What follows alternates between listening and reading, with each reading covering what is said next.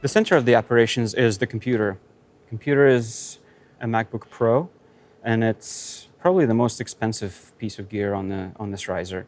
And we sort of need it to be as powerful as we can get it to be, because that's where most of the action happens. So it needs to be reliable, it needs to have plenty of CPU headroom. I'm running Ableton Live, and I'm also running Reason by Propeller Heads, and several plugins. To send the signal into the computer, we need to establish our MIDI chain.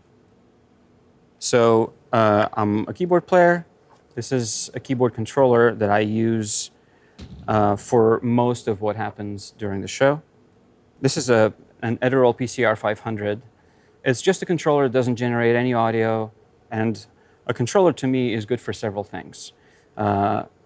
One being the keyboard action.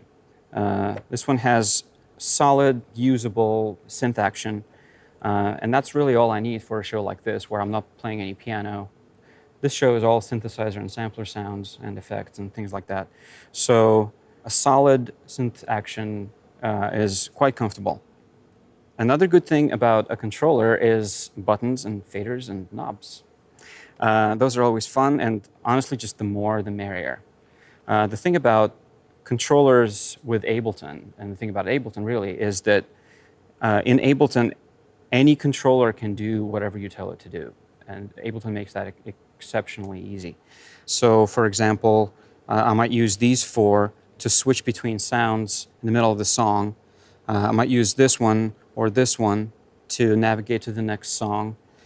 I might use this knob to sweep a filter. So really any button here can do anything I want. In addition to the keyboard controller, I have a couple other things happening at my feet. Sometimes two hands is just not enough to cover all the parts that need to be covered. So on this tour, I'm trying an extension and trying to use more of my limbs. So this is a 12-step by Keith McMillan Instruments, KMI. It's a very simple, compact, yet functional MIDI foot controller. It's great to play some additional parts that are suitable for your foot.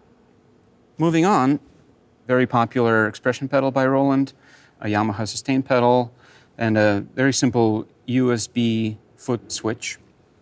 They sort of extend my capabilities in terms of knobs and buttons, but it's just something that I can do in addition at the same time with my feet.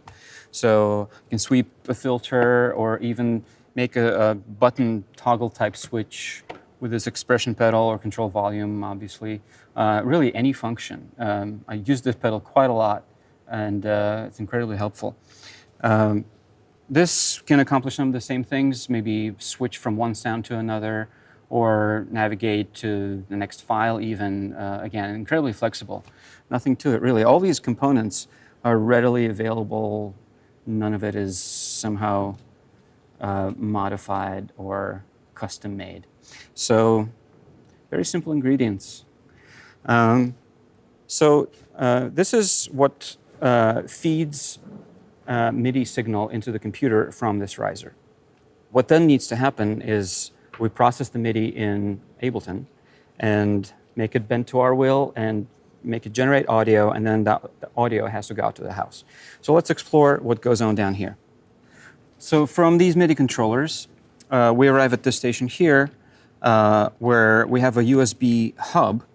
It's a powered USB hub, which is very important when you have a lot of things plugged in. In my case, there's quite a lot of these. So the keyboard and the USB switch. This is an interface for the drum triggers. And this is the KMI 12-step. And this is how the MIDI gets into our computer system. To get the audio into the house, we use these two units. These are Motu Ultralight. I like them because they're compact and solidly built, and they have 10 outputs, which is really cool. Those inside this box are fed into a DI by Radial, and comes out the other side, goes into a snake and into the house.